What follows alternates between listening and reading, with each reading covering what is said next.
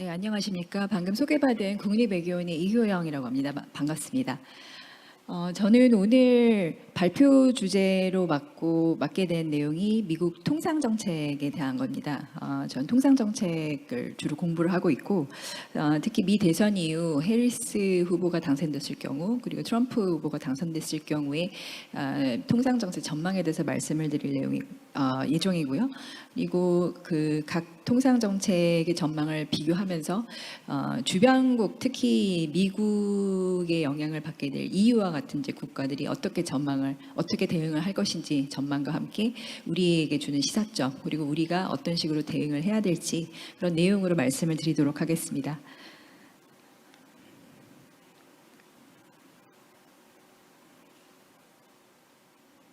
네, 우선 민주당 해리스 후보의 통상정책 전망에 대해서 말씀을 좀 드리자면, 우선은 현재 대선을 앞두고 여러 그 선거 유세 전략을 하면서, 특히 경합주에서의 유세 현장에서 현 철강 노조라든지 그런 노조 기반 그런 유세 현장에서 중국산 철강이라든지 중국산 수입품에 대한 어떤 강경한 조치들을 취하겠다고 약속을 하면서 표심 확보 전략을 펼치고 있습니다. 그래서 특히 이제 굉장히 주목됐던 것이 철강이나 알루미늄에 대해서 대중국 관세를 대폭적으로 인상하겠다는 그런 약속을 4월 달에 펜실베니아 선거 유세 현장에서 했었고, 바로 한 달 뒤에 5월 달에 이 관세 인상 약속을 이행을 했습니다. 그래서 그동안 이제 미 무역법 301조에 의거해서 어떤 불공정 무역 행위에 대한 어떤 관세 인상, 이런 가능성을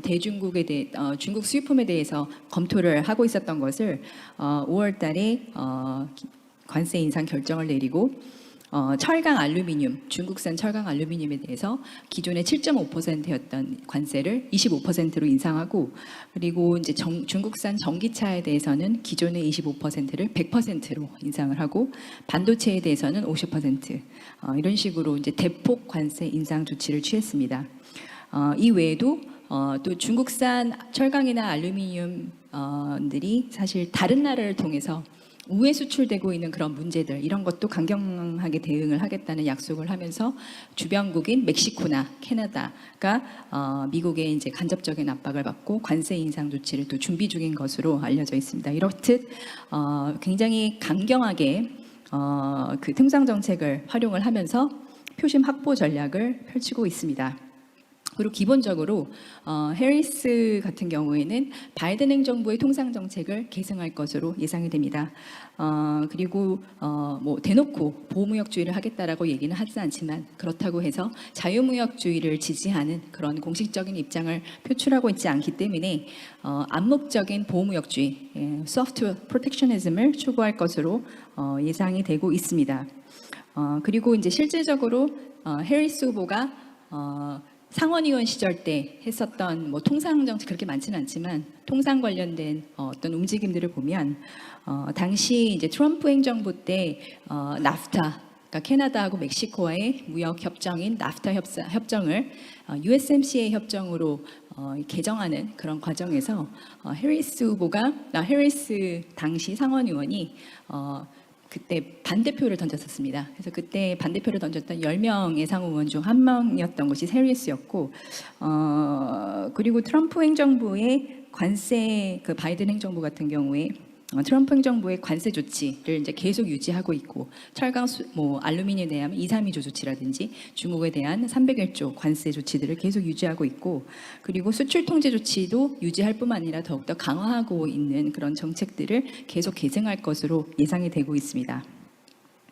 그리고 또 한 가지 특징은 아무래도 통상 정책을 통상을 하기 위한, 상을 통하게 하는 그런 통상 정책의 본연의 목적을 추구하지 않고, 통상 정책을 어떤 다른 의제들을 추구하기 위한 국내 경제 이슈라든지 민주당이 중시하는 그런 이슈들을 구현하기 위한 어떤 수단으로서 활용할 것으로 예상이 됩니다.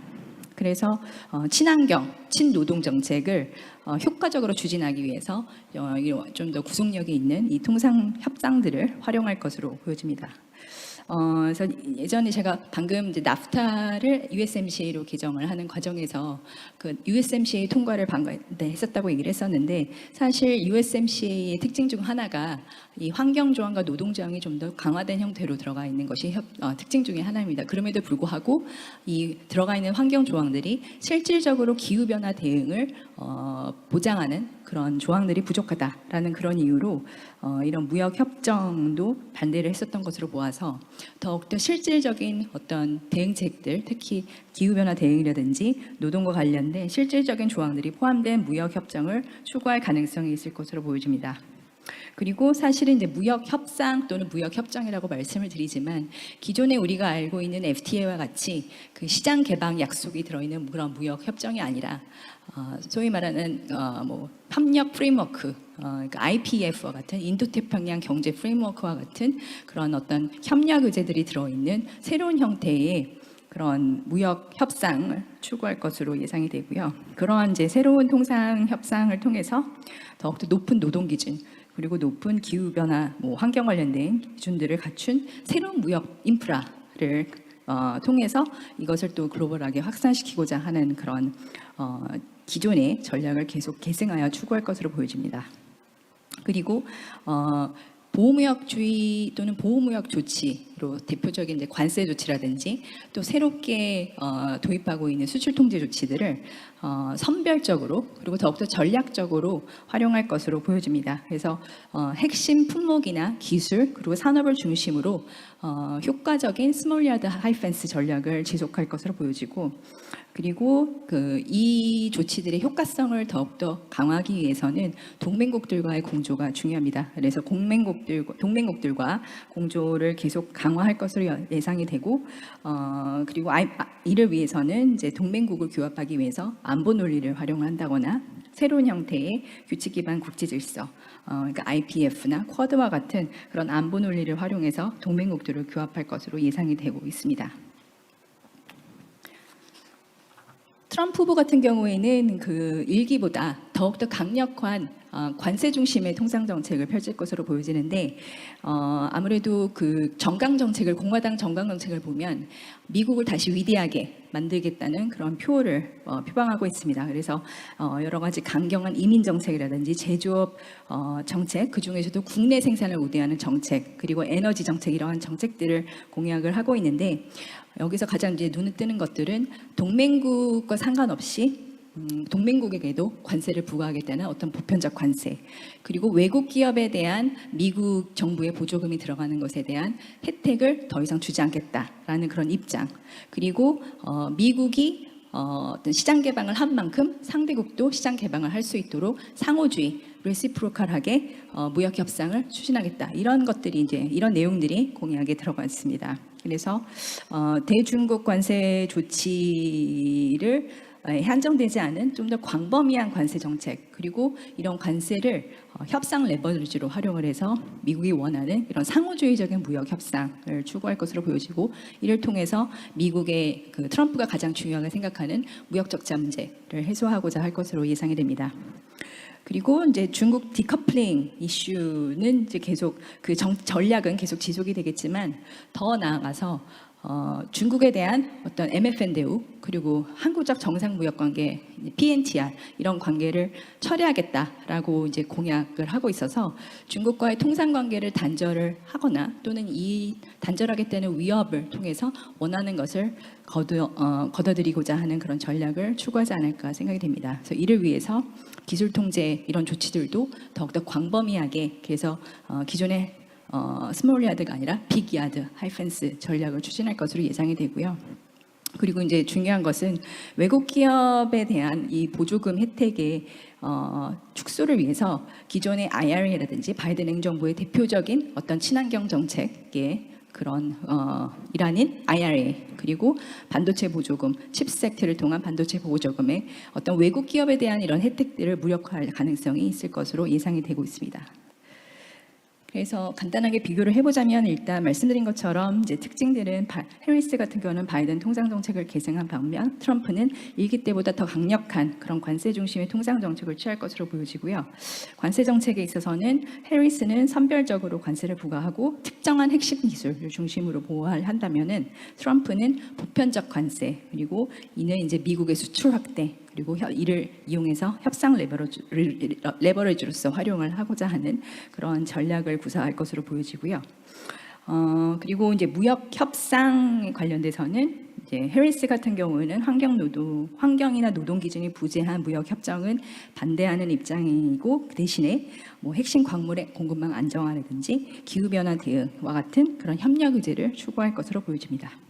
트럼프는 반면에 상호주의적인 무역 협상을 추진하고 이는 이제 미국의 수출 확대, 무역 적자 문제를 해소하기 위한 그런 목적을 추구할 것으로 보이고요.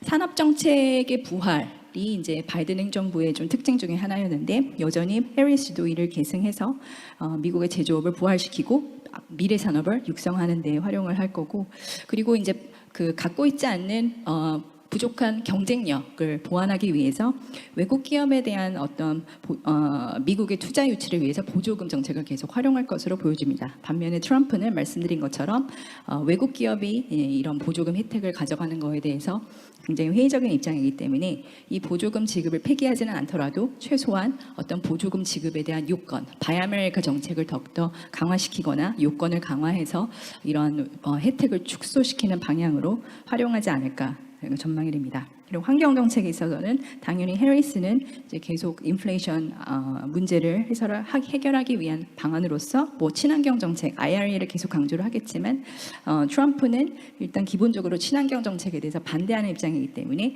그리고 전통적인 에너지 그런 산업을 지지하면서 IRA를 무력화할 수 있는 그런 가능성이 점쳐지고 있습니다. 대중국에 있어서는 그 해리스는 디리스킹 전략을 지속할 것으로 보이는데 선별적 기술 통제 정책을 사용을 하고 그 대신에 이제 중국의 우회 수출 문제를 해소하기 위해서 주변국에 대한 그런 압박은 가해질 것으로 예상이 되고요. 트럼프는 디커플링 전략을 다시 추구할 것으로 보여지고 이를 위해서 기술 통제 조치도 더욱더 광범위하게 확대를 하고 그리고 필요하다면 중국과의 통상 관계를 단절한다는 그런 위협을 통해서 중국으로부터 원하는 것을 얻어내지 않을까 이런 전망을 하고 있습니다. 그리고 기압 정책에 있어서도 양 그 후보가 굉장히 대립적인 입장을 보이고 있는데 해리스는 일단 대기업에 대한 증세를 통해서 소득의 재분배 그리고 이제 공정한 경쟁 환경을 만드는 것을 중시한다면 트럼프는 친기업 정책을 위해서 감세 이런 조치들을 취하겠다고 얘기를 하고 있습니다. 그리고 디지털 통상 분야는 사실 이제 기술 관련된 분야이기 때문에 이 기술 향후 이제 첨단 기술이나 이런 분야에 대한 어떤 국제 규범을 만드는 입장에서 굉장히 중요한데 해리스 같은 경우에는 바이든 정부의 또 정책을 계승을 해서 빅테크 기업에 대한 독점을 규제하고자 하는 방향을 유지하지 않을까. 그리고 데이터의 국외 이전에 대해서 어떤 안보적인 이슈 이런 것들을 고려해서 계속 자유화를 제한하는 방향으로 갈 것으로 예상되는 반면 트럼프 같은 경우에는 이제 친기업 정책의 일환으로 빅테크 기업들의 활동을 오히려 지지를 하고 그런 측면에서 그와 일관된 그런 정책으로 다시 미국 정부가 복귀를 하지 않을까 예상이 됩니다.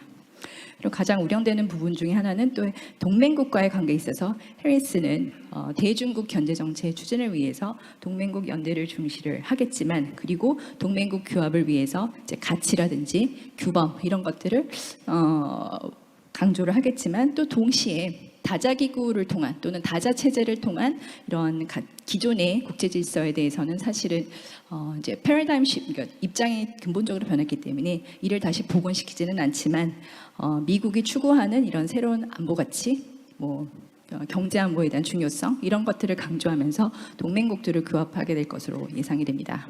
반면에 트럼프는 동맹국 여부와 상관없이 그 대미 무역 흑자 구조를 개선하기 위해서 관세를 통해서 압박을 하고 안보 논리를 또 활용해서 동맹국에 대한 이런 관세 조치라든지 기술 통제 조치 이런 것들을 압박을 하게 될 것으로 예상이 됩니다.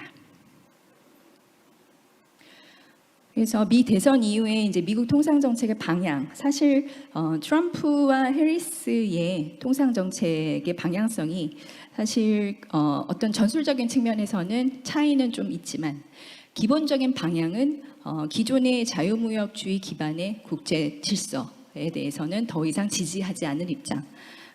다시 말해서 보호무역주의로 돌아간다고 할 수는 없겠지만 보호무역주의에 기반한 통상정책을 양 후보가 다 추구할 것으로 예상이 된다. 물론 수준이나 범위의 차이는 있지만 기본적인 통상정책의 방향은 보호무역주의를 향해서 가고 있다라고 말씀드릴 수 있을 것 같습니다.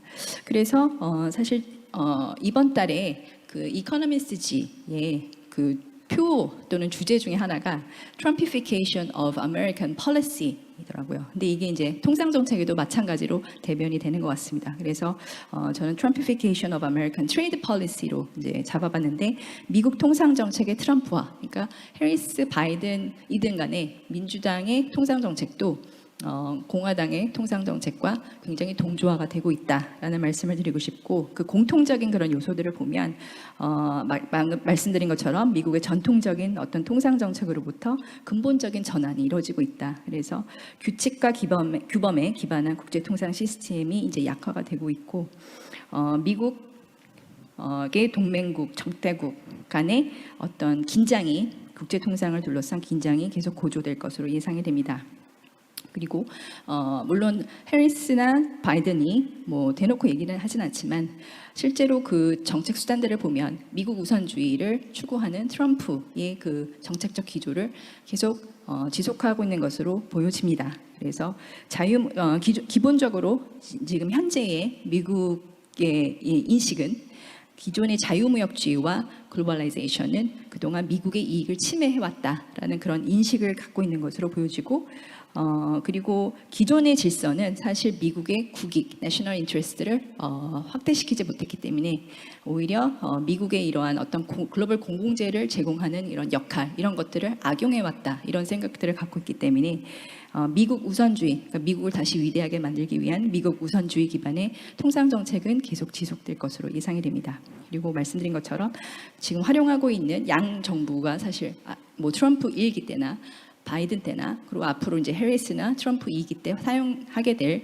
예상이 되는 그런 통상 정책들은 모두 다 보호무역주의 성격을 갖고 있기 때문에, 물론 트럼프는 좀 더 노골적이고 어떤 보편적인 그런 성격의 보호무역주의 수단을 사용한다면 해리스는 뭐 덜 노골적이겠지만 어쨌든 간에 암묵적인 보호무역주의, 그리고 선별적으로 가장 중시하게 생각하는 그런 전략적인 보호무역주의를 추구할 것으로 예상이 됩니다. 그리고 이제 중국 때리기는, 중국 견제는 사실상 명분이라고 생각이 됩니다.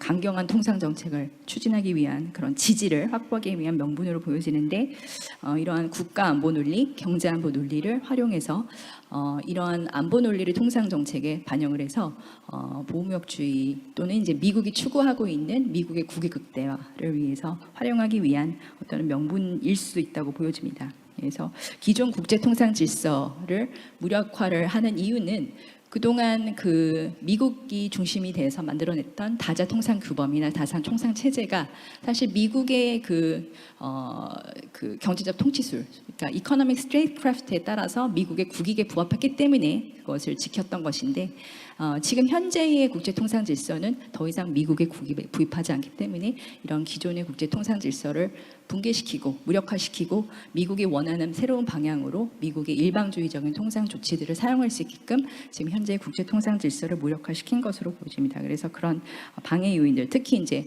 적극적인 보조금 정책을 사용을 한다거나 관세와 같은 수입 규제 정책을 더욱더 공격적으로 사용하는 그런 사용하도록 하지 못하는 그런 기존의 통상 규범 질서를 무력화시키는 방향으로 정책 전환을 한 것으로 파악이 되고 있습니다. 평가가 되고 있습니다. 그렇다면 이제 주요국들은 어떻게 대응을 하고 있느냐? 사실 EU를 중심적으로 저는 좀 봤는데요. EU 역시도 사실 기존의 다자 통상 질서를 가장 적극적으로 지지했던 국가라면은 최근 들어서 경제 안보를 더욱더 중시하는 방향으로 통상 정책을 정책 기조를 바꾸었다고 볼 수 있습니다. 그래서 이제 그 여러 가지 내용들을 보면은 이제는 이제 유럽 연합의 힘을 활용해서 우리가 좀 더 영내의 그런 경쟁력을 강화하자 이런 얘기들을 많이 하고 있고, 특히 EU 차원의 주권을 더 강화하고 어떤 미국이 됐든 중국이 됐든 다른 나라에 대한 상호 의존성을 줄이자라는 그런 얘기들을 많이 하고 있습니다. 그리고 이제 여러 가지 뭐 국가 안보든 기후 변화든 산업 경쟁력이든 시장에 있어서의 공정 경쟁 이런 당면한 과제를 해결하기 위해서 EU 차원의 시장 규모를 더욱더 활용을 하고 권력을 더욱더 응집시키고 파트너국도 필요한 분야에 있어서는 파트너국들과의 연대를 강조를 하고 있습니다. 그래서 기존에는 이제 그린 딜을 굉장히 어떤 친환경이라는 글로벌로 이제 그 자체로서 추구했다면, 이제는 청정 산업 딜이라고 해서 산업 경쟁력을 더욱더 높이기 위한 방향으로 약간의 방향 전환이 있었다고 평가가 되고요. 그리고 기존에는 공정한 경쟁 환경, 시장의 공정성 이런 것들을 사실 중시했는데, 이제는 혁신을 뒷받침하는 경쟁 정책을 더욱더 중시하는 방향으로 약간의 또 정책 방향의 전환이 있었다고 보여집니다. 그래서 실제로 그 작년 6월 달에 경제안보 정책을 EU가 발표를 했었는데, 이러한 그 변화하는 시대에 맞게 우리도 변화해야 된다. 기존의 다자통상 질서와 체제에 마냥 의존할 수는 없다. 이런 입장의 변화가 있었던 것으로 보여지고요. 그래서 EU의 자율성 강화하고 또 필요한 곳에서는 우방국과의 협력을 통해서 이 위기를 대응을 하자. 이런 입장입니다. 그래서 이러한 전략을 추진하기 위해서 이제 세 가지 우선순위를 이제 두고 있는데, 촉진과 동시에 보호 그리고 협력, 이렇게 세 가지 요소를 다 갖춘 그런 방향으로 경제 안보를 강화하기 위한 전략을 추진하고 있습니다. 이에 대한 우리도 시사점을 얻을 수 있을 것으로 보이는데, 일단 우리는 어떻게 대응을 해야 하느냐. 지금까지 말씀드린 것처럼 국제 통상 환경은 굉장히 크나큰 변화의 시대에 를 맞이하고 있습니다. 그래서 이에 맞게 변화된 통상 전략을 추진해야 될 필요가 있는데, 일단 지금은 모르겠지만 트럼프 2기 행정부의 집권 가능성에 대해서 저희가 뭐 대비를 해야 될 것 같습니다. 그래서 여태까지 말씀드린 것처럼 어떤 관세, 우리나라에 대한 또 관세 부과의 가능성, 또는 상호주의적 무역 협상을 요구하면서 이런 무역 협상을 다시 이제 재개하고자 하는 그런 압박들이 있을 수 있는데, 이에 대해서 어떻게 대비할 것인지 준비가 필요하고, 또 IRA라든지 칩스 섹터 관련돼서 외국 기업에 대한 보조금의 어떤 조정 이런 이슈가 있을 때에도 우리가 어떻게 대비를 할 건지 준비가 필요할 것 같습니다. 중국 디커플링을 위한 어떤 동맹국들의 동참의 압박이 있을 때 또 이에 대한 대비를 해야 될 필요가 있을 거고요. 그다음에 말씀드린 것처럼 미국뿐만 아니라 EU와 같은 주요국들도 이제 이런 정책 방향의 전환이 보호무역주의적인 방향으로 지금 변하고 있기 때문에, 이에 대한 EU 시장 진출을 계속 유지하기 위해서 우리의 또 대비가 필요할 것 같습니다. 기본적으로는 기존의 국제 통상 질서가 무력화됐기 때문에 이 안에서 우리가 주요국들과 1대1로 협상을 해야 되는 그런 입장입니다. 그래서 이에 대한 협상력을 제고할 필요가 있을 뿐만 아니라, 협상력 제고를 위해선 우리의 기술 경쟁력, 우리의 산업 경쟁력이 제고될 필요가 근본적으로 제고될 필요가 있다고 보여집니다. 이를 위해서는 이제 기존의 저희의 뭐 어떤 자유무역주의적 기반의 그런 정책 기조화를 좀 더 검토해 볼 필요가 있고, 정부의 적극적인 지원도 필요할 수 있을 것 같습니다. 그리고 필요하다면은 외국 정부와의 어떤 적극적인 뭐 정책 대화, 정부 차원에서는 정책 대화나 사전 협의, 업계 입장에서는 매우 체계적인 로비 활동, 이런 것들을 적극적으로 활용해서 어떤 우리 기업에 대한 부정적 영향을 최소화시킬 수 있는 그런 방안들을 마련할 필요가 있을 것 같습니다.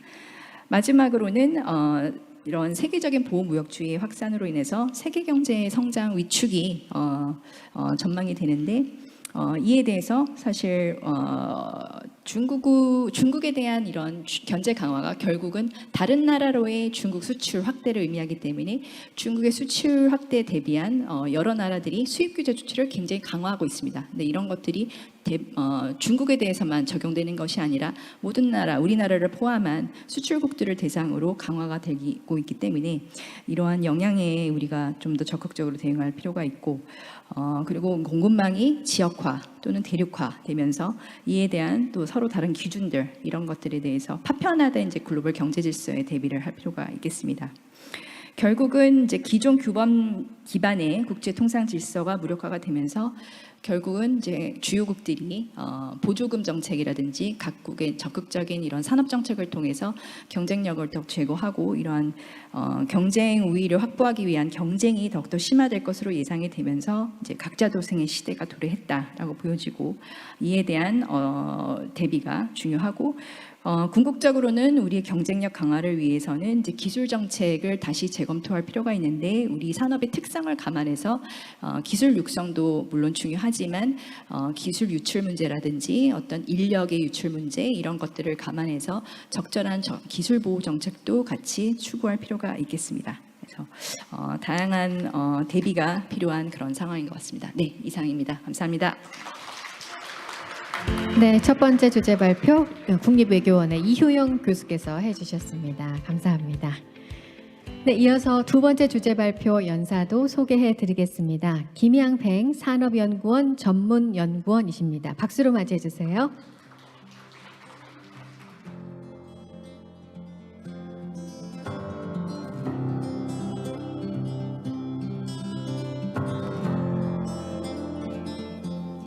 들고 해도 되죠? 예, 안녕하십니까. 저 방금 소개받은 아침 이제 오전부터 모리슨 교수님이랑 이제 로버트 교수님께서도 반도체를 언급을 하셨고요. 그리고 조금 전에 많은 교수님들께서도 이제 반도체에 대한 내용들이 조금씩 다 나왔어요. 칩텍트라든지 그리고 뭐 중국과의 관계, 그런 부분들이 많이 나왔는데, 그만큼 이제 우리가 반도체에 대한 관심이 많다라고 보시면 될 것 같고요. 저는 그 중에서 뭐 반도체만 어떻게 우리가 봐야 할 건지 그 부분을 집중해서 말씀드리도록 하겠습니다. 먼저 우리가 반도체가 세계 시장에서 이제 반도체 강국으로 다들 알려져 있고, 그만큼 뭐 미국을 비롯해서 중국에서도 관심이 많다라는 걸 다들 알고 계실 겁니다. 보시면은 이제 세계 시장에서의 반도체 시장의 점유율입니다. 사실 작년 자료는 조금 우리한테 불리해요. 왜 그러냐면은 작년에는 메모리 반도체 가격이 많이 하락을 했기 때문에 뭐 전체적인 매출 규모가 줄어들면서 비중도 같이 줄었습니다. 예전에 2018년, 19년도만 해도 반도체 전체 시장에서 우리나라가 차지하는 비중이 20%가 넘었었고요. 그러면서 계속 주목을 받고 있는 그런 상황입니다. 그 중에서도 특히 우리가 잘하고 있는 게 이제 메모리 반도체죠. 메모리 반도체 분야에서는 보시는 것과 같이 한국의 세계 시장 점유율이 60%가 넘어서고 있습니다. 그리고 이제 D램이 메모리 반도체 중에서는 낸드 플래시와 비중이 3대2 정도의 시장 비율을 차지하고 있습니다. 그런데 우리 삼성전자와 하이닉스의 매출이 D램 시장의 77%, 약 80%를 차지하고 있기 때문에 사실 우리나라에서 메모리 반도체를 공급하지 않는다라면 세계 시장에 문제가 생길 정도로 정말로 막강한 영향력을 가지고 있다고 보셔도 됩니다. 그리고 이제 기업은 방금 보신 두 기업의 매출 순입니다. 작년에 삼성전자와 SK하이닉스가 보시는 바와 같이 실적을 이루고 있습니다. 이만큼 세계 시장에서 우리나라의 반도체 기업들이 그리고 반도체 산업이 영향력을 끼치고 있다, 그렇게 보시면 될 것 같습니다. 그럼 국내에서는 어떤 상황이냐 보시면은 말씀들 많이 들으셨을 거예요. 지금 이제 우리나라 수출을 견인하고 있는 주요 산업 하면은 반도체와 자동차가 빠지지 않고 나오고 있습니다. 반도체는 사실상 1993년도부터 시작해서 지금까지 수출 분목 1위 자리를 거의 놓치지 않고 계속 이어가고 있습니다. 그 정도로 국내 이 수출을 견인하는 주요한 품목이고, 그만큼 이제 당연히 생산액 자체를 보셔도 지금 전체 제조업에서 반도체가 차지하는 비중이 10% 가까이 육박하고 있습니다. 그리고 반도체라는 게 뭐 반도체 제조업만 지금 제가 가져왔는데 거기에 필요한 제조 장비, 소재 분야까지 포함을 하면 당연히 10%가 넘을 것이고요. 그리고 그로 인해서 발생하는 부가가치는 반도체 자체가 고가의 제품이다 보니까 이미 20%에 가까이 달하고 있습니다. 따라서 우리나라에서도 그리고 세계에서도 반도체를 주목할 수밖에 없고 우리가 그것을 유념 있게 지금 살펴보고 있다. 그렇게 보시면 될 것 같습니다. 자, 그러면 이렇게 이제 국내에서도 중요하고 세계적으로도 위상이 있는 반도체인데 지금 앞서서 계속 얘기가 나온 부분들이지 않습니까? 미국 대선에 따른 영향, 다른 정치, 경제 그리고 통상 분야에 있어서 상당히 많은 영향이 있는 것을 알았는데 사실 반도체 같은 경우에는 그만큼 경쟁력이 있으면은 조금 우리가 더 자립화가 되어 있다거나 더 자신 있게 목소리를 낼 수 있지 않을까라는 생각도 있는데 여전히 미국의 대선에 영향을 받을 수밖에 없는 이유가 몇 가지가 있습니다. 첫 번째는 이제 우리나라 반도체를 생산하기 위해서 필요한 그런 미국의 역할이죠.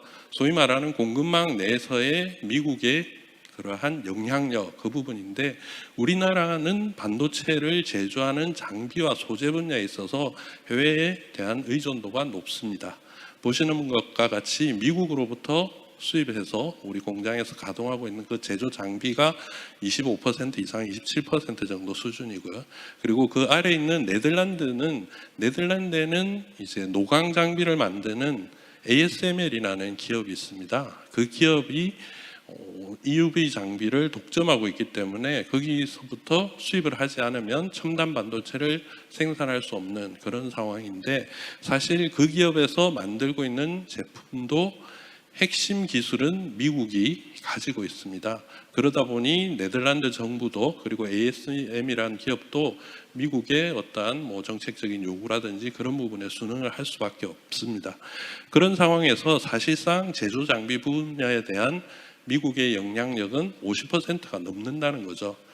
그러한 미국이 어떠한 정책을 냈을 때 당연히 우리나라 반도체 제조에는 영향을 미칠 수밖에 없다라고 보시면 되고 두 번째는 이제 정책적인 영향입니다. 앞서서 반도체법에 대한 언급이 조금 있었습니다만은 그 반도체 보조금 속에 들어가 있는 내용이 미국의 반도체 보조금 그리고 중국을 견제하는 내용들이 포함되어 있습니다.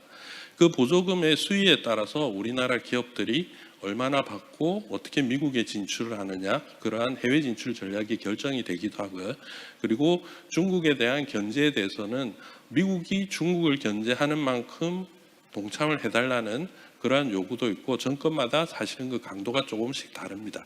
따라서 그러한 두 가지 요구나 영향들 그것들에 따라서 뭐 우리도 대응하는 방향들이 달라져야 되기 때문에 이렇게 우리가 지금 이 자리에서 이 부분을 함께 보고 있는 게 아닌가 그렇게 생각이 됩니다. 예, 첫째 이제 아주 강경한 발언을 했었죠. 트럼프 후보가. 트럼프 후보는 작년부터 계속 얘기를 했었는데 대만이 미국의 반도체 산업을 전부 뺏어갔다라는 표현을 했습니다. 이 부분은 이제 반도체 공급망 부족 현상이 발생하고 반도체 공급망을 점검하고 미국에서 그런 일련들의 행정 처리들이 있었죠. 그러면서 반도체 제조업을 실제적으로 지금 대만과 한국에서 많이 하고 있더라. 그런 부분과 함께 실제적인 첨단 반도체 제조의 90%는 대부분 대만의 TSMC에 의존을 하고 있습니다. 그러다 보니 지난 코로나 이후에 발생한 반도체 공급망 부족 현상 때 TSMC의 제조 공장이 어떠한 제품을 생산하느냐에 따라서 여러 가지 뒤에 문제들이 많이 생겼죠. 반도체 공급 부족 현상은 반도체로만 끝난 것이 아니라 도미노 현상으로 이어서 자동차에 들어가는 반도체가 부족해서 신차를 주문했을 때 뭐 1년, 2년씩 기다리고 그런 현상들도 있었습니다. 그런 부분들을 보고 나서 이제 트럼프 대통령 후보가 얘기한 것이 대만은 미국의 반도체 사업을 뺏어갔다라는 표현이었는데 당시 한국 언급은 다행히도 없었습니다. 이걸 다행이라고 해야 될는지 그래도 이제 앞서 말씀드린 것처럼 대만과 한국의 반도체 제조량이 많다 보니까 당연히 보고 있었겠죠. 아니나 다를까 올해 9월에 한국과 중국, 독일 공장 이것을 다시 미국으로 가져오겠다고 얘기를 했습니다. 결국 반도체 제조 공장도 미국에다가 다시 가져다 오겠다라는 얘기고, 그것은 결국 미국 우선주의, 앞서서 계속 나왔던 얘기들이죠. 이제 자유무역주의에서 보호무역주의로 다시 전환이 되지 않느냐라는 우려를 계속 놓고 있는 상황입니다. 그리고 이제 이것은 지금 민주당이 2022년도 8월 달에 발표한 반도체법의 주요 내용입니다. 당시에 이제 바이든 대통령이 이 부분에 서명을 하면서 어떤 목적으로, 어떤 이유로 그 반도체법을 만들었냐 보시면은 반도체 공급망을 결국 미국 중심으로 재편하겠다는 내용이 가장 핵심입니다. 그리고 그것을 위해서 반도체 보조금도 지원을 하고 세제 혜택도 주는데 외국 기업에도 차별 없이 준다는 것이었죠. 보통 이제 자국 내 산업을 보호하고 발전하기 위해서는 외국 기업을 배제하는 것이 일반적인데, 이 반도체법의 특이한 점은 바로 외국 기업에도 보조금을 준다는 것이었고, 그 전까지는 반도체 산업뿐만 아니라 다른 모든 산업들이 자국 내 산업이 힘들더라도 특정 산업이나 특정 기업에 대해서 보조금을 주지를 못했었습니다. 그게 이제 WTO의 보조금 협정 위반이 될 가능성이 높기 때문이었는데, 이 반도체는 이제 그러한 부분을 뛰어넘어서 경제 안보, 그리고 이제 자국 내 산업 육성이라는 아주 절박한 상황에 처했다라고 보시면 됩니다. 그리고 미국이 이렇게 보조금을 지급하기로 발표한 이후에 일본과 유럽 지역에서도 지금 보조금을 지급하고 있고, 대만의 TSMC가 미국과 독일 등지 그리고 일본에까지 공장을 짓고 있습니다. 그만큼 미국의 반도체법이 가지고 온 여파가 크다고 보실 수 있습니다. 그리고 또 하나 미국 반도체법의 특징 중에 하나는 자기들의 보조금을 받은 그러한 기업은 중국에 투자를 하지 못하게 하겠다. 중국이라고 직접적으로 언급하진 않았지만은 비우호국이라는 표현을 씀으로 인해서 중국에 대한 견제를 분명하게 나타내고 있었습니다. 이러한 부분들에 대해서 조금 더 우리가 내용을 확인해 볼 겸 살펴보면은, 이 당시 이제 가장 의사결정권이 있었고 이 부분에 대해서 목소리가 컸던 분인데, 레이몬드 장관의 이런 연설에서 보시면은 일단 보조금을 지급하는 것은 그냥 단순히 보조금을 지급하는 것이 아니라 결국 그걸 국가 안보라는 목적을 달성하기 위함이다라는 부분이죠. 그러니까 앞서서 말씀드린 산업이나 기업을 보호하거나 육성하기 위해서 지급한다라는 표현이 아니라 국가 안보를 위해서 지급한다라는 표현을 씀으로써 사실상 WTO의 그런 보조금 협정을 완전히 피해갈 수 있었다라고 보실 수 있을 것 같습니다. 다음으로 이제 첨단 로직 반도체 공장을 건설한다라는 부분인데, 이 부분은 최근에 말이 많은 파운드리 분야입니다. 앞서서 TSMC를 잠깐 언급을 해드렸는데, 그 TSMC가 파운드리라는 비즈니스 모델을 가지고 사업을 하고 있고, 실질적으로 미국의 수많은 팹리스 업체들의 첨단 반도체를 직접 대만에서 제조하고 있습니다. 따라서 공급망 안정화를 위해서 대만이 아니라 미국 내에서 첨단 반도체를 만들겠다라는 의미에서 첨단 반도체 공장을 짓는다고 선언을 했고, 실질적으로 TSMC, 삼성전자를 유치해서 공장을 건설하고 있는 상황이고, 인텔도 막대한 보조금을 지원해서 지금 공장을 설립하고 있습니다. 그리고 그 다음에 이제 첨단 패키지 분야에 대한 얘기가 나옵니다. 이전까지만 해도 패키징 분야는 반도체 산업의 공정 과정상 부가가치가 낮은 분야였기 때문에 패키징을 그렇게 집중해서 하겠다라는 선진국은 잘 없었어요. 보통 패키징은 후진국, 즉 임금이 저렴하고 기술이 있는 국가들에서 전자산업에 접하기에 가장 이제 간단한 그런 비즈니스 모델이었는데, 점차 반도체 제조 공정상의 기술적인 한계를 해결해주는 중요한 역할로 바뀌면서 이러한 고급 패키징도 하겠다고 얘기를 했습니다. 그리고 메모리 반도체는 앞서서 보여드렸는데 약 60% 이상을 한국이 지금 만들고 있지 않습니까? 나머지 28%가 미국의 마이크론 기업이 담당하고 있는 영역입니다. 이제 그 분야에서도 지금의 그것보다 더 덩치를 키우겠다라는 얘기를 함으로써 사실상 한국의 메모리 반도체도 이대로는 계속 갈 수 없다라는 부분을 이미 민주당에서도 얘기를 했다고 볼 수가 있습니다. 그리고 이제 결론적으로 영내, 즉 미국 내 반도체 공장을 설립을 하고 첨단 패키지, 메모리, 즉 반도체 산업의 종합적인 모든 것을 다 미국에서 하겠다는 거죠. 그러니까 이게 바이든 정부의 정책이었으니까 해리스 후보가 당선이 되더라도 사실상 반도체 정책이 변할 확률은 낮다라고 보셔도 될 것 같습니다. 그래서 제가 혼자서 고민을 하다가 조금 원처럼 이쁘게 이렇게 글자를 만들어 봤는데, 오늘 제가 아침부터 지금까지 들어본 결과로는 이것은 반도체 산업뿐만은 아닌 것 같습니다. 뭐 정치 외교라든지 다른 산업 모든 것들이 결국 후보 누가 되든지 간에 미국 우선주의가 강조될 것 같고 이러한 방향으로 흘러갈 것 같습니다. 다시 이제 제가 처음 말씀드린 것처럼 이제 반도체만 따로 놓고 말씀을 드리면은, 지금까지 말씀드린 반도체 보조금 분야에 있어서 민주당은 지금 기조를 그대로 이어가면 외국 기업에도 계속 보조금을 많이 지급을 하면서 영내 반도체 공장을 건설을 하려고 노력을 할 것 같습니다. 반면에 트럼프 후보는 그게 아니고 이제 외국 기업에 대한 지원은 그만, 그리고 미국 기업에 대한 지원을 늘리겠다라는 방향성을 잡지 않을까라는 게 제 생각입니다. 그리고 중국에 대한 경제는 이 견제 수위가 아마 달라질 것 같습니다. 앞서서 미국의 반도체법을 제가 잠시 보여드렸는데 그 내용에 보면은 레거시 공정, 즉 지금의 첨단 공정이 아니라 이미 법용화된 그러한 기술에 대해서는 중국의 제재를 가하지 않고 있습니다. 지금 현재 미국의 반도체법이 그렇게 되어 있는데, 트럼프 대통령 같은 경우는, 트럼프 대통령 후보 같은 경우에는 그것이 아니라 아예 모든 반도체 제조 기술 자체를 차단을 하겠다라는 방향으로 갈 것 같고, 심지어 거기에 한술 더 떠서 반도체를 이용해서 첨단 제품을 만들고 있는 기업조차도 모두 이제 관세라든지 다른 종류의 제재를 가해서 압박하겠다라는 기조로 가고 있는 것 같습니다. 대외협력 분야에 대해서도 앞서서 이제 계속 말씀해 주신 부분과 사실 저도 같은 맥락으로 이렇게 생각을 했습니다.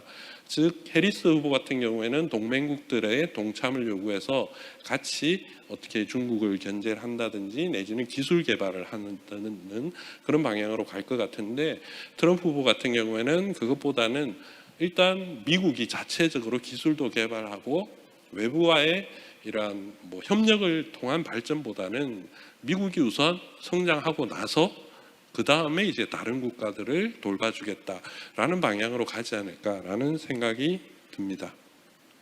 그렇게 했을 때 그럼 우리는 이 대선 이후에 어떻게 대응을 해야 되느냐라는 부분을 보면은, 일단 민주당이 그대로 간다면은 보조금을 많이 주게 되면 당연히 한국 기업들의 미국 진출이 더 많이 늘어날 수가 있습니다.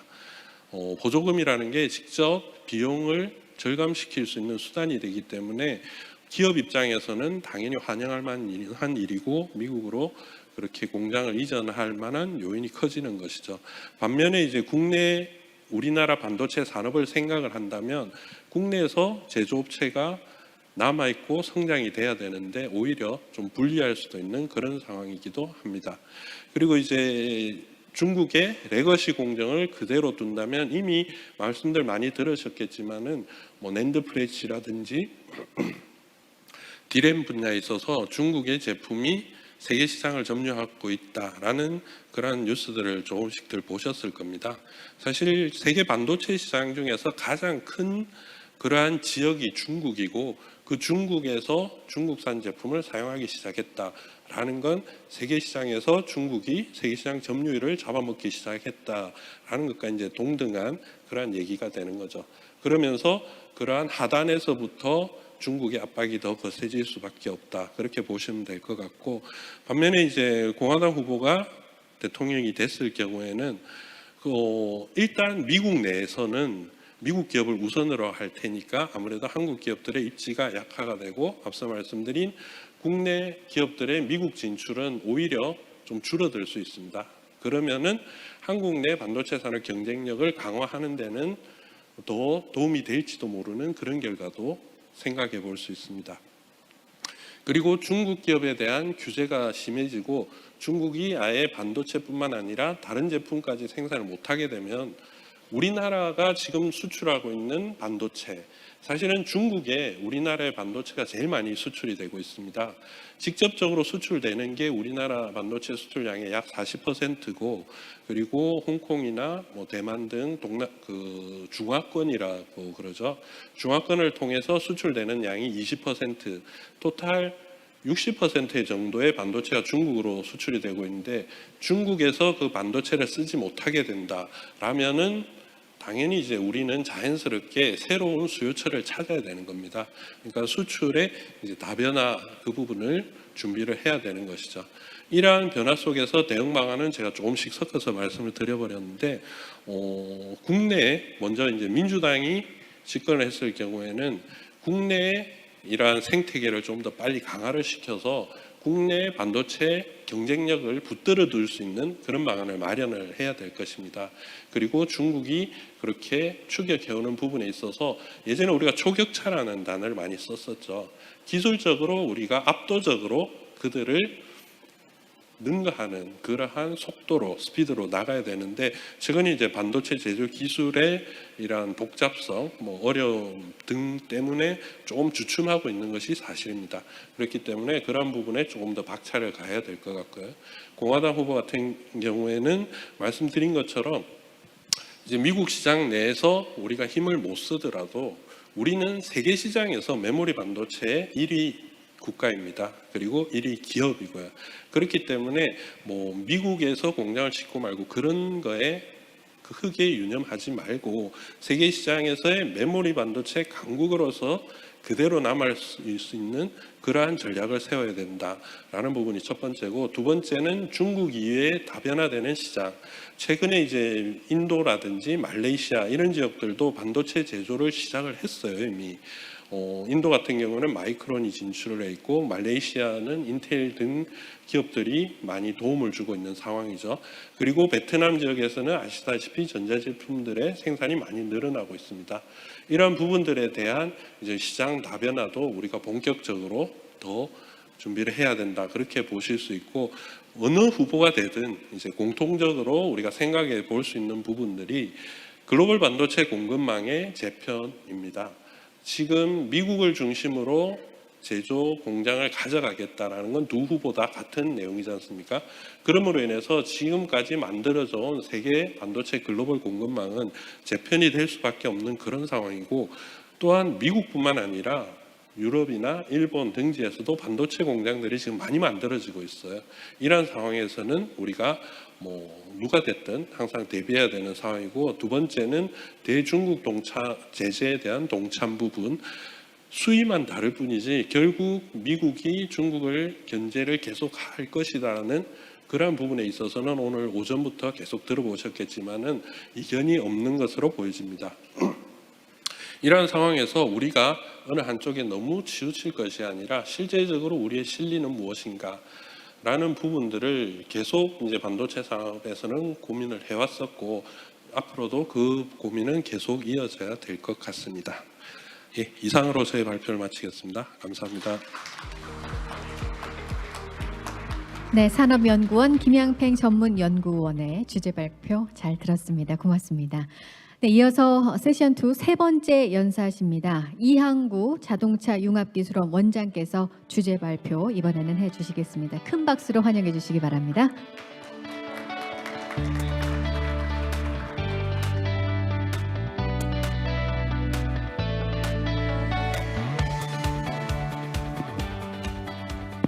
네, 방금 소개받은 융합기술원 원장 이항구입니다. 제가 오늘 여기서 발표를 하면서 과거 제가 산업연구원에 87년에 입사했을 때는 산업이 우리가 굉장히 작았습니다. 그래서 제가 맡은 게 미국 시장하고 산업을 연구해라. 그게 제 미션이었고, 제가 그래서 88년, 92년, 96년, 2000년 이렇게 4차례에 걸쳐서 미국 대선 보고서를 그 당시 산업연구원에서 발행한 바도 있습니다. 그리고 또 하나가 이제 미국을 잘 알려면 미국을 대표하는 산업을 좀 알아야 된다. 그래서 90년부터는 이제 자동차 산업을 연구하게 됐고, 자동차 산업 연구가 한 35년이 됐습니다. 그래서 제가 오늘 앞에 통상 쪽은 많이 이야기들을 하셨으니까, 자, 그렇다면 지금 세계 자동차 산업이 어떻게 구조 개편이 되느냐, 지금 미국 선거의 문제는 아닙니다. 자동차 산업 잘 아시다시피 패러다임 전환이 있기 때문에 이런 쪽에서의 그러한 전환이 어떠한 방향으로 진행되느냐 여기에 대해서 말씀을 드리겠습니다. 뭐 자동차 산업 정책, 산업 정책이 미국은 없었다고 그럽니다. 근데 2008년 결국에 GM이 파산하고 나서는 미국도 자동차 산업 정책을 상당히 폭넓은 분위기에서 만들고 있습니다. 그래서 이러한 내용을 말씀드리고 또 구조 개편이 어떻게 일어나고 있고 대응을 어떻게 해야 되느냐. 저희가 2000년 제가 마지막 보고서를 쓸 때 이런 얘기가 있었습니다. 상당히 전문가분들을 많이 모셔놓고 했는데 우리가 민주당 하면 거북했습니다. 그 당시에는 공화당 하면은 우호적이었다. 보호주의하고 공정, 어떤 자유무역 이렇게 평가를 했는데 그 당시부터는 이런 얘기 하지 말자 그랬습니다. 4년 이후엔 또 바뀐다. 그럼 또 모여서 또 보호무역주의 얘기를 또 할 거냐. 결과적으로는 우리가 경쟁력 강화하는 것이 해답일 수 있다. 왜 그랬느냐. 저희가 88년 굉장히 긴장했습니다. 왜냐하면 미국이 88 통상법을 만들었는데 그 당시 저희가 연구할 때는 앞에 88 통상법만 있는 줄 알았어요. 그랬더니 뒤에 경쟁력법이 같이 붙어 있더라고요. 그래서 아하 이제는 80년대 굉장히 어려웠던 미국이 다시 제조업을 부흥을 시키는구나 이렇게 긴장을 했던 적도 있습니다. 그런데 결과적으로 미국은 뭐 잠깐 저희들이 연구하면서 봤던 게 1993년입니다. 클린턴 행정부가 들어섰죠. 그래서 신경제를 만들었습니다. 그래서 결과적으로 이제 한 8년 동안의 신경제가 됐는데 우리나라도 그때 93년에 우리도 신경제를 한다고 그랬습니다.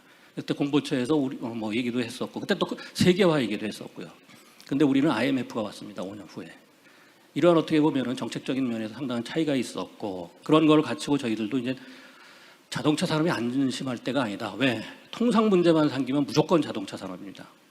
특히 한미 FTA를 할 때도 자동차가 굉장한 주제였습니다. 저도 그때 통과를 시켜서 지금 한미 FTA가 됐습니다. 그리고 자동차 수출이 많이 늘어났습니다. 자, 그렇지만 결과적으로 경쟁력을 뒤돌아본다 그러면은 양당의 정책은 지금 보호무역주의, 자국이익 우선주의로 갑니다. 우리가 긴장을 해야겠죠. 뭐 친환경 정책도 있고 친노조 정책도 있고 여러 가지로 나옵니다. 민주당 쪽에서 이런 문제들. 근데 어떻게 보면 공화당이 오히려 더 보호무역주의로 지금 경사가 되고 있는 과거와는 다른 문제가 생겼다는 거죠. 자, 그럼 왜 이런 문제가 결국에 생겼느냐? 전체적인 미국도 그렇습니다. 뭐 트럼프 행정부 들어와서 가장 컸던 게 저희한테는 2017년에 소위 오퍼튜니티 존이라는 걸 만들더라고요. 우리와 같은 균형 발전 정책을 위해서 뭐 미국 각 지역을 좀 더 부흥을 시키겠다. 이러한 법제도 나왔습니다. 그 전에 13년에는 유턴, 우리가 하는 리쇼링 정책이라고도 나왔습니다. 그리고 우리한테는 가장 컸었던 게 2018년입니다. 18년에 미국에서부터 아주 집요하게 공급망에 대한 자료를 공개해라. 이런 요구가 있었습니다. 이건 공개되지 않은 얘기를 말씀드리는 건데 그래서 저희들이 그건 못하겠다고 그랬습니다. 할 수도 없다고 그랬어요. 우리나라 자동차 산업의 공급망을 어떻게 전체적으로 알고 있는 사람도 없고 그 정보를 주기도 어렵다. 하지만 미국은 결과적으로 그때부터 공급망에 대해서는 상당한 연구를 많이 했던 것은 사실입니다. 자, 이런 식으로 지금 통상 환경도 많이 변하고 있습니다. 앞에서 말씀드렸기 때문에 자, 해리스가 된다. 만약에 그렇다면은 단기적으로는 우리가 괜찮을 것 같습니다. 지금의 기조가 유지가 되겠죠. 근데 중장기적으로 어떻게 될까요? 배터리도 자국 내 생산할 거고 반도체도 자국 내 생산할 겁니다. 그리고 첨단 자동차도 자국 내 생산할 겁니다. 우리한테는 경쟁이 굉장히 버거워지겠죠. 트럼프가 되면은 단기적으로는 어려울 겁니다. 왜? 보호무역주의를 강화할 것이기 때문에. 그리고 우리가 뭐 경쟁 우위를 확보하고 있는 전기차에 대한 보조금도 안 주겠다. 그렇지만 4년 후면 다 바뀝니다. 결과적으로 지금 자동차 산업은 큰 패러다임 전환이 있습니다. 여기에 우리가 발맞춰 나가지 못하면 누가 미국이나 중국에서나 어디나 결과적으로 자동차 산업을 미래차 산업을 육성하기 때문에 여기에 발맞추지 못하면 우리가 뒤떨어질 수밖에 없는 그러한 상황이라고도 좀 보겠습니다. 코로나19로 인해서 세계 자동차 수요는 큰 폭으로 줄었었습니다. 그리고 다시 지금 회복이 되고 있는데 과거 2017년까지 정도는 못 가고 있습니다. 그런데 우리가 여기서 눈여겨볼 게 차량 구조가 변했습니다. 왜 그렇다면 우리가 기후 위기를 극복해야 되느냐? 소비자들이 SUV라는 자동차를 많이 원하게 됐습니다. 차가 커지고 무거워지고 비싸졌습니다. 소비자들한테는 부담이 되고 환경에는 역행을 하는 이러한 구조가 되어버린 겁니다. 그러니까 전동화를 더 빨리 할 수밖에 없었던 겁니다. 자, 또 하나 캐즘입니다. 이것도 저희가 2010년에 전기차 산업 정책을 만들 때 이미 예견을 했습니다. 자, 전기차가 신차 판매에서 1%가 넘어가면은 굉장히 빠른 속도로 증가할 것이다. 예측을 했고, 그렇지만 그 후에 캐즘은 온다. 데스밸리입니다. 우리가 지금 수요 감소만 얘기하고 있는데 구조조정이 같이 일어나고 있습니다. 그렇기 때문에 결과적으로 여기 그림에 보셨듯이 많은 창업이 이루어졌지만 미국에서도 뭐 피스컨이 많은 업체들이 지금 도산도 했고 구조조정을 합니다. 이건 당연한 겁니다. 데스밸리를 지나고 있습니다. 왜? 지난 9월에 전 세계 전기차 판매가 170만 대로 월별 사상 최고입니다. 작년에 약 1,350만 대 정도 세계 전기차 판매가 팔렸는데 올해 한 1,650만 대, 작년 1,450만 대입니다. 근데 올해 한 1,650만 대 정도 팔립니다. 200만 대가 증가했어요. 수요가 주는 게 아닙니다. 정상을 되찾아가는 겁니다. 자, 2017년에 1% 100만 대가 넘어갔습니다. 2013년 불과 6년 만에 1,450만 대거든요. 이건 비정상입니다. 왜? 지난 20년 동안 세계 평균 연평균 자동차 수요 증가율이 3%입니다. 140년이 된 산업이기 때문에 성숙 산업이다 이렇게 볼 수 있기 때문에 굉장히 늦어졌다는 거죠. 근데 전기차는 첨단 기술 산업이기 때문에 수요가 굉장히 빠르게 증가했고 여기에서 다시 이제 정상을 되찾아 간다. 자, 그럼 두 번째 단계입니다. 이제는 캐즘을 건널 테고 그 다음에 또 오는 게 저희들이 이제 다윈의 바다라고 합니다.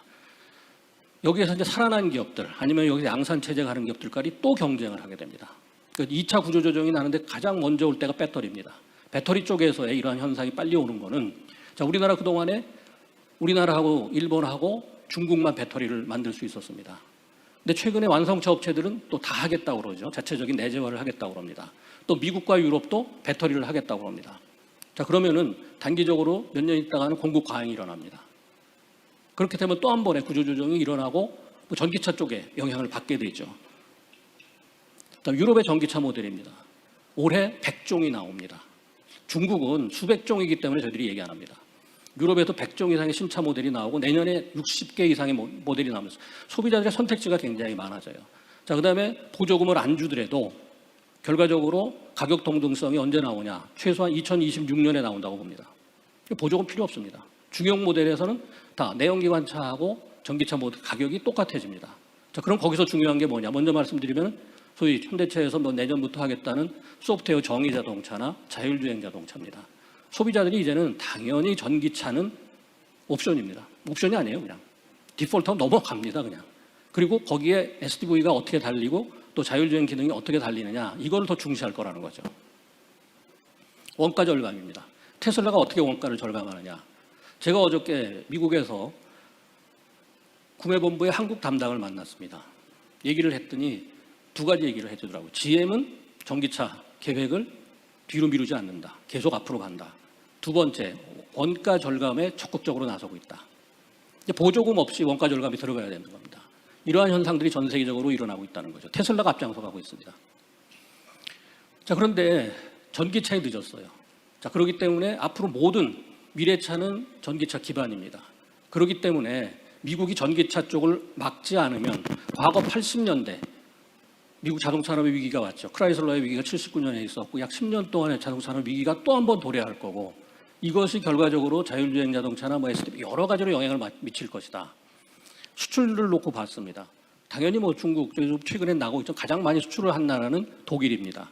금액으로. 그다음에 일본, 중국, 뭐 한국 이런 식으로 가고 있죠. 미국이 5위입니다.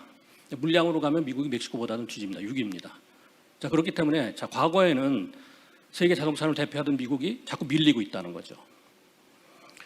아까 유럽은 말씀드렸습니다. 자, 중국도 결국 패권 경쟁이 심화가 되고 있는데 미국하고 저희들도 연구를 했습니다. 80년대 일본이 결국 일어나면서 90년대 일본의 시대가 올 것이다. 근데 91년에 버블 붕괴로 무너졌습니다. 자, 그래서 그걸 대안을 나온 게 유럽, EU 통합이었습니다. 92년에 EU가 통합되면 결과적으로는 또 EU가 세계 산업을 제패할 게 아니냐. 그런데 실패했습니다. 통합과 뭐 통동 문제도 있었죠. 자, 중국이 이번에 세 번째입니다. 저희들이 좀 예의 주시를 하는데 자동차 쪽에서 중국의 전략은 상당히 고도화됐고 또 기술력도 상당히 높다 이렇게 평가할 수밖에 없습니다. 자, 미국 시장 의존도가 굉장히 높아졌습니다.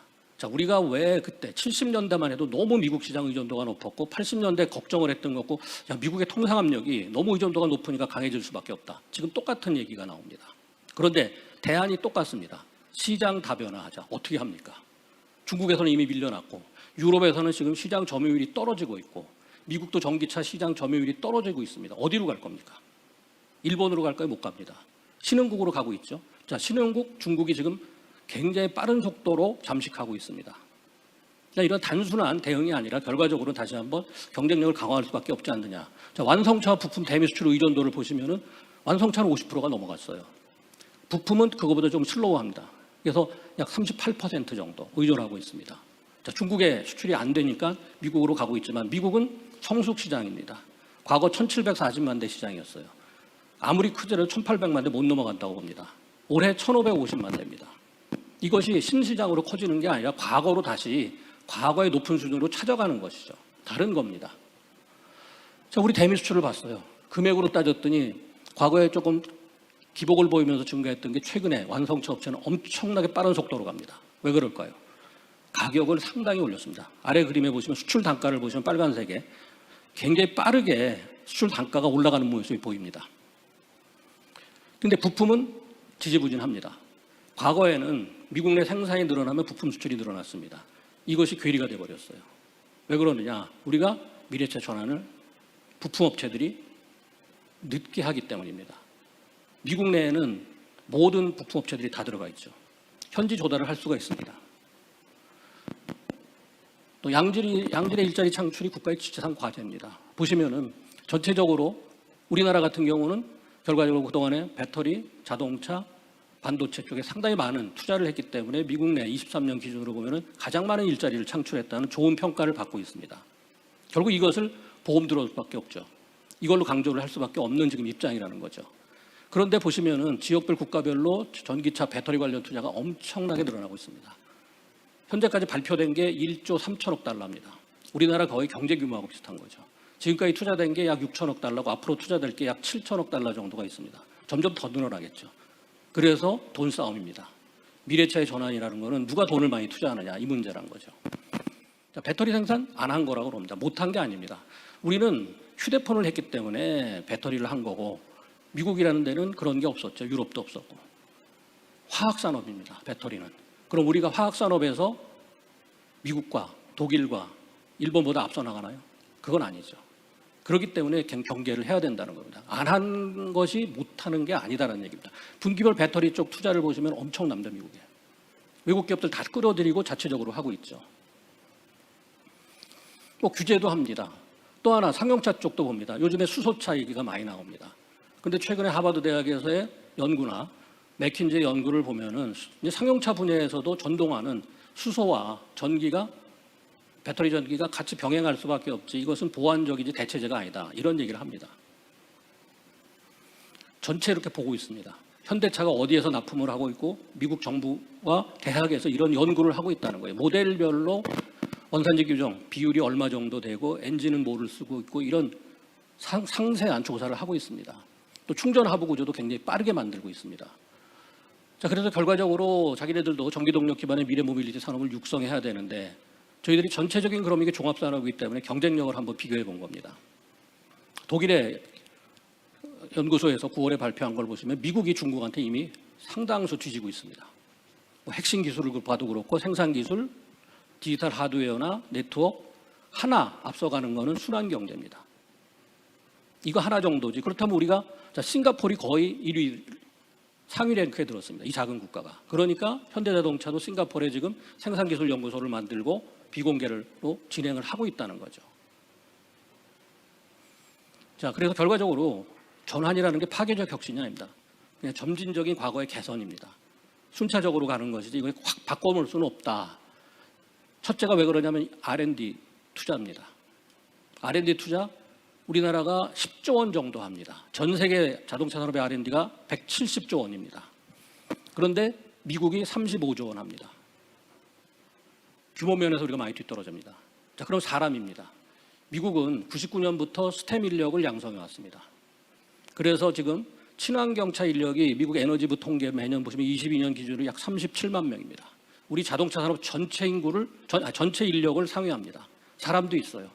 돈도 있습니다. 자, 두 번째 그다음에 뭐냐? 지원 하부 구조입니다. 미국이 없는 게 우리 상대적으로 보면 저도 지금 지원 하부 구조에 장을 맡고 있지만 그런 게 없었지만 프라운호퍼를 벤치마킹해서 전국에 약 주마다 거대 센터들을 짓고 있습니다.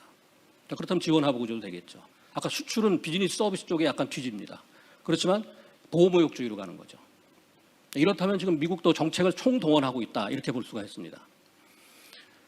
결과적으로 교역 위험도 나타냈을 때 우리는 10위 정도의 지금 평가를 받고 있습니다. 그러니까 우리나라가 큰 게 제일 위협스러운 게 멕시코입니다. 오히려 인접한 USMCA 쪽에서의 인접한 국가가 캐나다도 상당히 높게 나옵니다. 결국 과도한 불안감보다는 우리가 좀 더 경쟁력을 강조하는 쪽으로 가야 됩니다. 그래서 마지막으로 보면 굉장히 할 분야가 많습니다. 미래차는 저도 35년을 연구해봤지만 엔진, 파워트레인 이런 게 아닙니다. 여기 보시면은 왼쪽과 오른쪽은 너무 다릅니다. 할 분야가 굉장히 많고 인력 양성도 굉장히 많이 해야 됩니다. 또 플랫폼도 그렇습니다. 전기차 플랫폼부터 상당히 다양한, 이것을 하려면 사람도 많아야 됩니다. 또 아까와 같이 돈도 많은 투자가 필요합니다. 그래서 마지막으로 협력이 필요한 겁니다. 누구도 혼자 못합니다. 그러니까 미국 배터리 제조 공급망도 지금 다 하고 있고 중국으로부터의 배터리 수입도 늘어나고 있지만 비중은 떨어지고 있다. 최근에 보면 화석연료 쪽으로 가느냐, 지금 미국의 거대 정유업체들 보시면은 엄청난 투자를 친환경 쪽으로 하고 있습니다. 장기적으로는 그러니까 투 트랙으로 가고 있다는 겁니다. 자, 중국발 결국 세계 자동차 구조 개편은 시작됐습니다. 유럽이 중국산을 많이 수입을 하고 있죠. 그리고 또 중국이 많은 수출을 하고 있습니다. 개편은 시작됐습니다. 유럽이 중국산을 많이 수입을 하고 있죠. 그리고 또 중국이 많은 수출을 하고 있습니다. 미래 모빌리티 산업에서 누가 승자가 될지는 아직 모르지만 현재로서는 중국이 앞서갑니다. 전기차 올해 1,650만 대가 팔리면은 중국이 1,100만 대 이상 팝니다. 나머지는 별로 없어요. 자, 세계 자동차로 영향을 받습니다. 부품 수출 추이 아까 우리가 굉장히 부진합니다. 현대자동차는 잘 나가고 있지만 부품 수출이 2년 연속 준 거는 제가 연구를 하면서 처음 봤습니다. 이 부품 수출이 왜 줄고 있느냐. 결과적으로 우리의 경제 전환이 늦었기 때문에 그런 현상이 나타납니다. 전통적인 대응 방안, 앞에 말씀드렸듯이 이건 안 됩니다. 결과적으로 우리가 경쟁력을 강화하려면 기본에 충실해야 됩니다. 품질을 계속해서 향상시켜야 되고, 그 다음에 원가는 지속적으로 떨어뜨려야 됩니다. 생산성 향상이라는 거죠. 근데 자동차 산업의 생산성 향상을 논의하기는 굉장히 어렵다. 데이터 자체가 없기 때문에 그렇습니다. 자, 전동합니다. 중국을 보시면, 자, 우리가 중국을 경계해야 됩니다. 수출을 보세요. 지금 브라질은 주춤합니다. 왜? 브라질 정부가 막았습니다. 그리고 유럽 주요국에서도 많이 늘어나 주춤하는 모습이 보이지만 상당히 큰 폭으로 제3국 시장을 잠식합니다. 작년에 중국의 수출이 500만 대가 넘었습니다. 우리보다 물량 많습니다. 그중에 120만 대가 전기차입니다.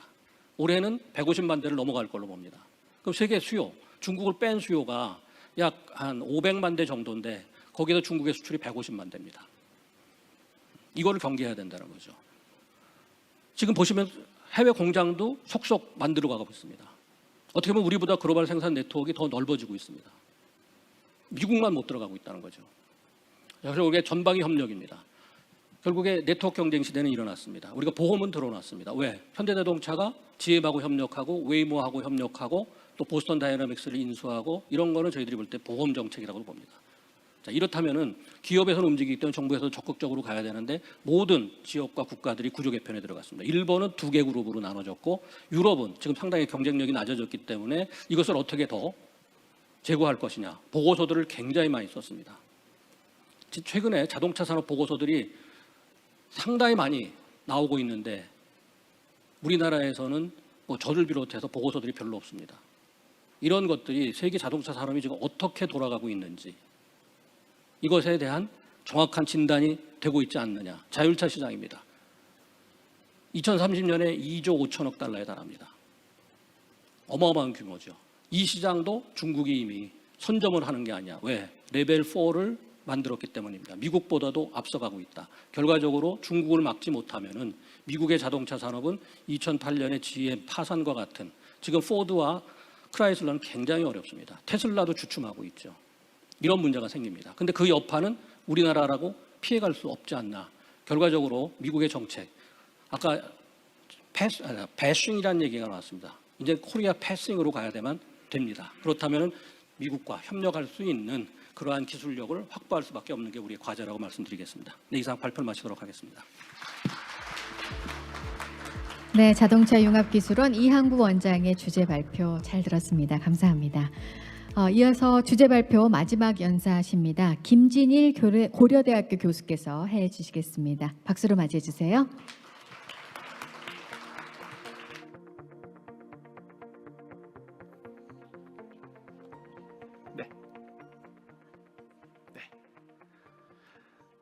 네, 안녕하세요. 고려대학교 김진일입니다.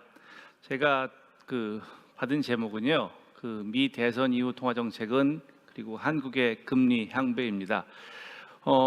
제가 언론사 포럼 이렇게 초청을 몇 번 받긴 했는데요. 주로 금융이 주제인 데서 발표를 했었습니다. 제가 그 말씀을 왜 드리냐면, 제가 고려대학교에서 거시경제학이랑 화폐 금융론을 가르치는데, 이런 포럼에서 보통 금융하시는 분이 한 80%, 80%쯤 발표하고, 그리고서 국제무역 하시는 분이 한 10% 발표하고, 그리고 마지막에 정치 외교가 5% 발표하는, 그런데 주로 제가 발표를 해서 그때 주로 첫 번째 발표했습니다. 네, 금융을 하면 일단 미국이 어떻게 하는가가 제일 처음이고, 그리고 나서 쭉 전개되는 거였거든요. 근데 오늘은 제가 이제 마지막 세션, 마지막 발표를 해서 이제 여러분하고 여러분 이제 퇴근 사이에 제가 끼게 됐는데요. 이렇게 듣다 보니까 이해를 할 수 있겠더라고요. 왜냐하면 저희 오늘 전체 주제가 미국 대선과 한미 동맹인데요. 그러다 보니까 아무래도 정치 외교 쪽이 더 중요하고요. 그게 기본적인 동맹이고, 국제 간에 있어서는 정치 외교가 먼저 가고 경제가 따라가는 형태가 될 수밖에 없고요. 그리고 경제에서도 그 따라가는 방향에 있어서 국제 무역이 더 중요하고, 국제 금융은 이제 그에 비해서는 덜 중요할 수밖에 없는데요.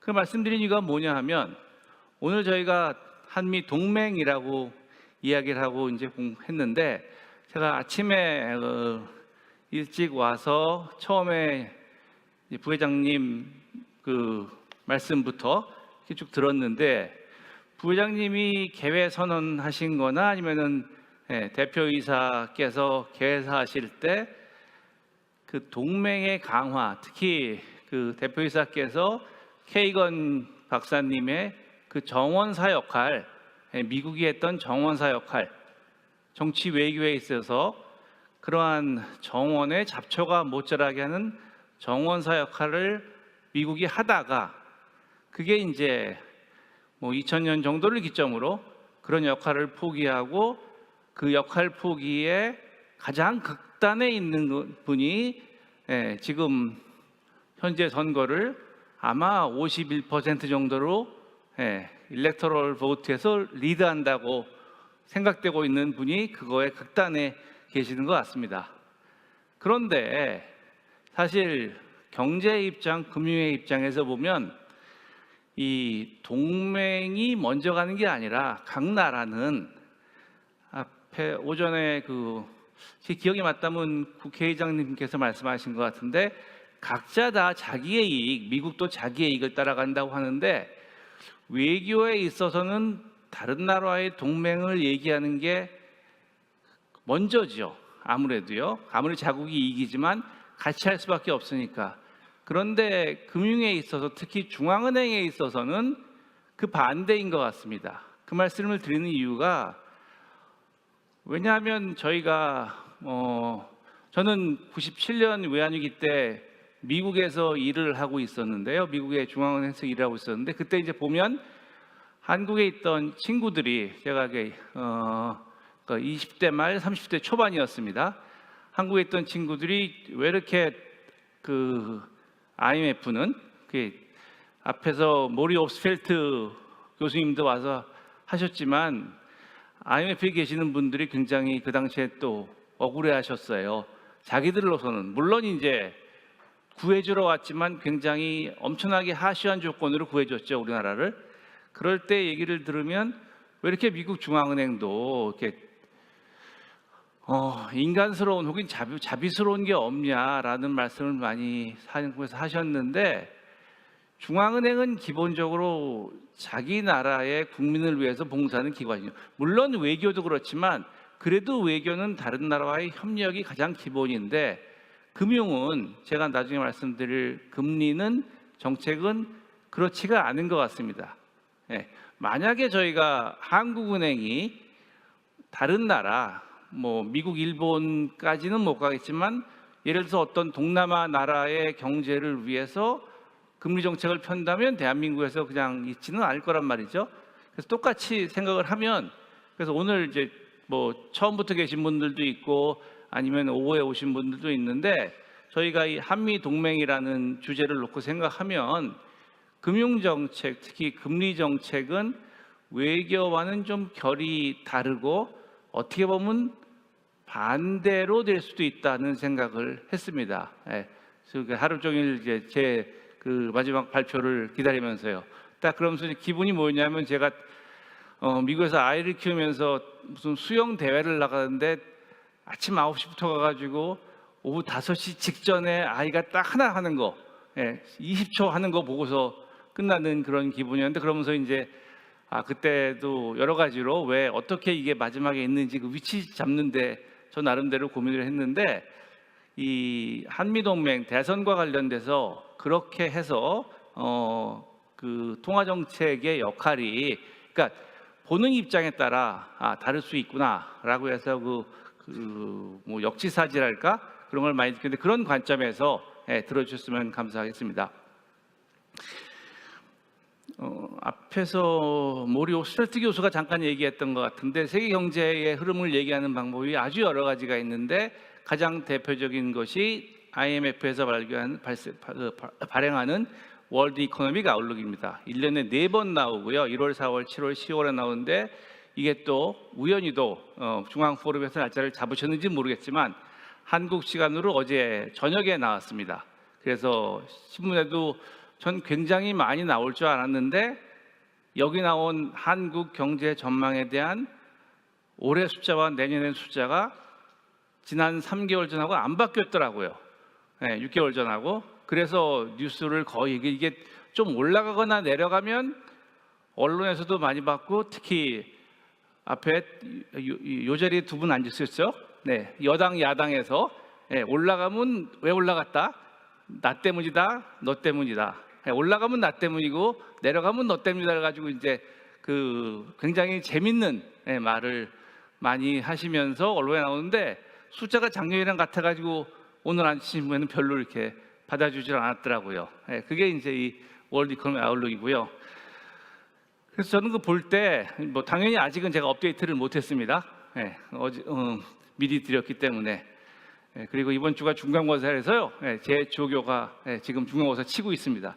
근데 오늘 밤에는 제가 업데이트해서 내일 보내는 버전에 넣을 수 있을 것 같은데요. 저희 그 QR 코드를 보면 나오는데, 왼쪽에 있는 것이 그 앞에서 봤던 요 월드 이코노미 아웃룩에 나온 것들의 요 나온 거의 제목들입니다. 그래서 제일 아래 2017년부터 시작해서 1년에 한 번씩, 그리고 2020년 코로나가 시작하면서부터는 1월, 4월, 7월, 10월, 주로 7월인데 2020년에는 세계가 급한 일이 있었죠. 그 코로나라는 급한 일이 있어서 6월에 나왔습니다. 그러면서 1년에 4번씩 나오면서 경제 전망, 세계 경제 전망 숫자를 발표하고요. 오른쪽에 있는 거는 월드뱅크에서 나오는 유사한 그 다큐멘트 나온 제목인데요. 그거는 이제 조금 결이 다를 때가 있어서 그냥 참고하시라고 놨습니다.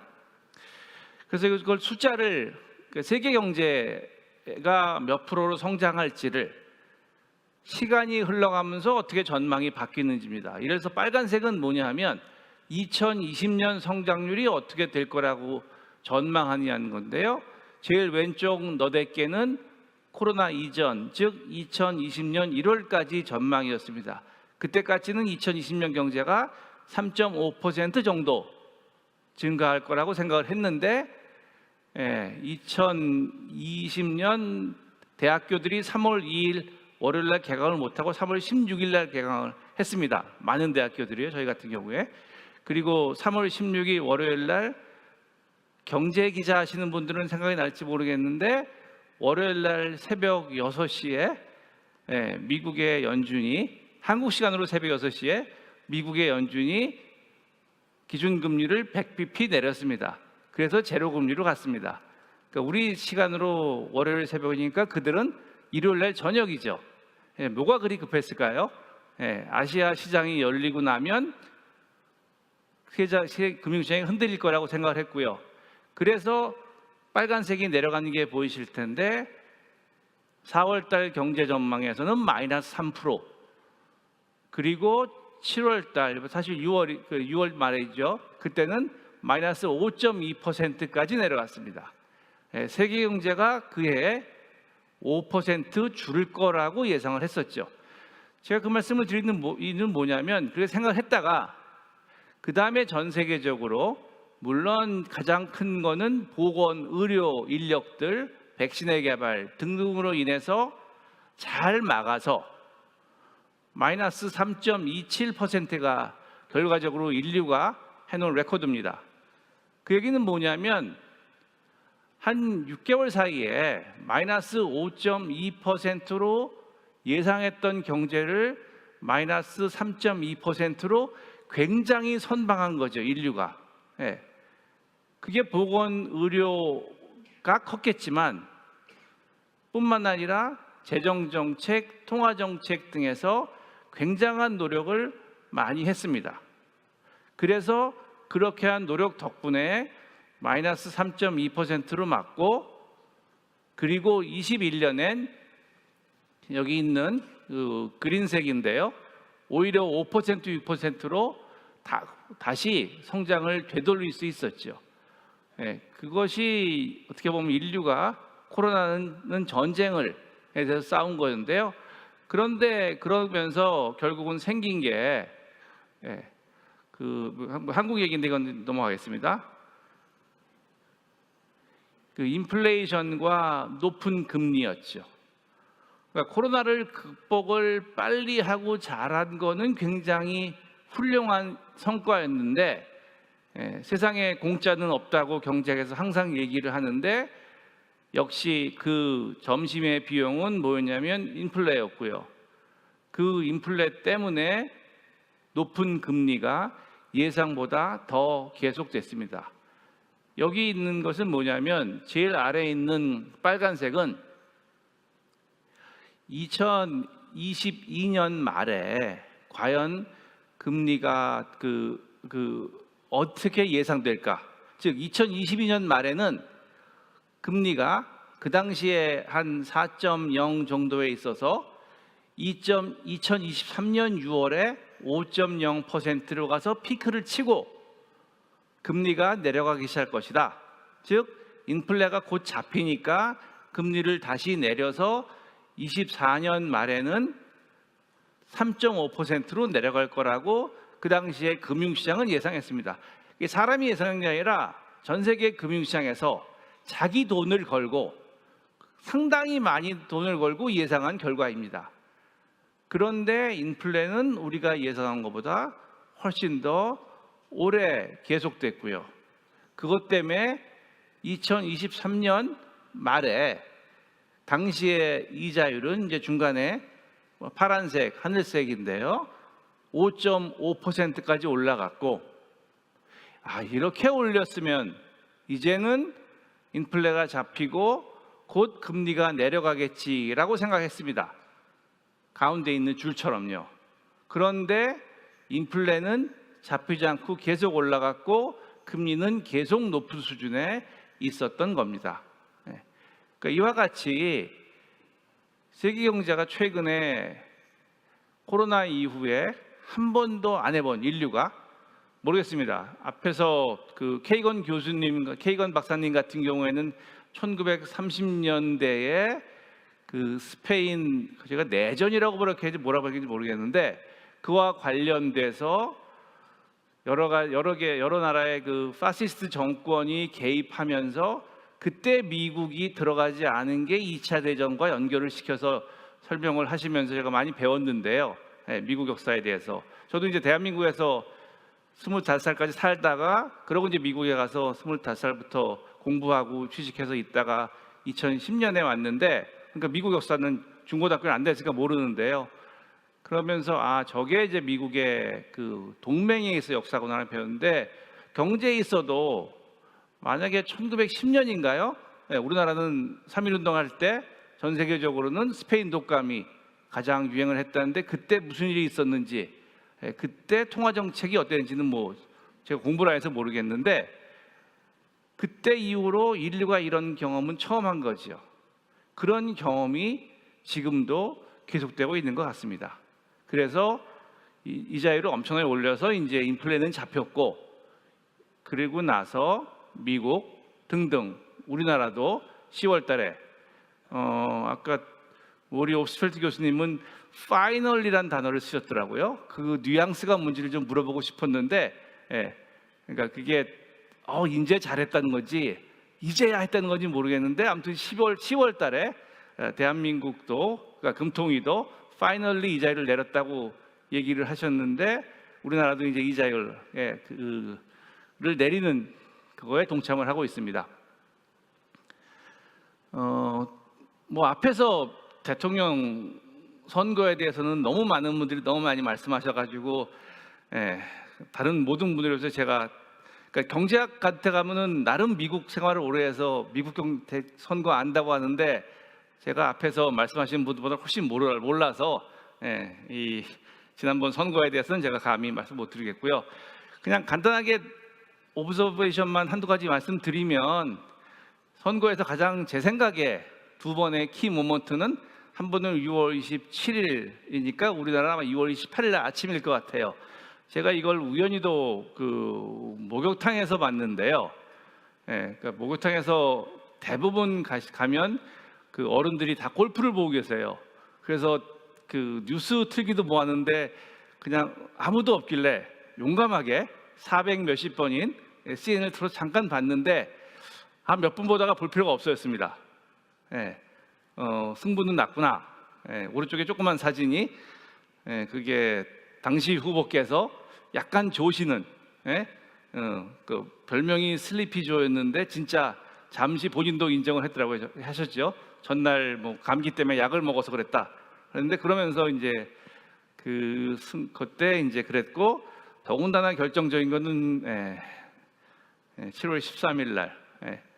그래서 저도 그때 마침 우리나라 신문을 보고 우리나라 TV를 보고 있었는데, 밑에 속보 트럼프 피격, 이게 뭐야? 그러면서 갑자기 또 CNN을 틀었는데 이 사진이 그때 나왔죠. 기자가 남들은 다 총소리 듣고 도망가는데 그때 앞으로 뛰어간 그런 서서히 저 냈는데, 그러고 나서 이제 그럼 여러분 아시다시피 조 바이든이 그만두고 카말라 해리스가 나와서, 그건 여러분이 들으신 내용입니다.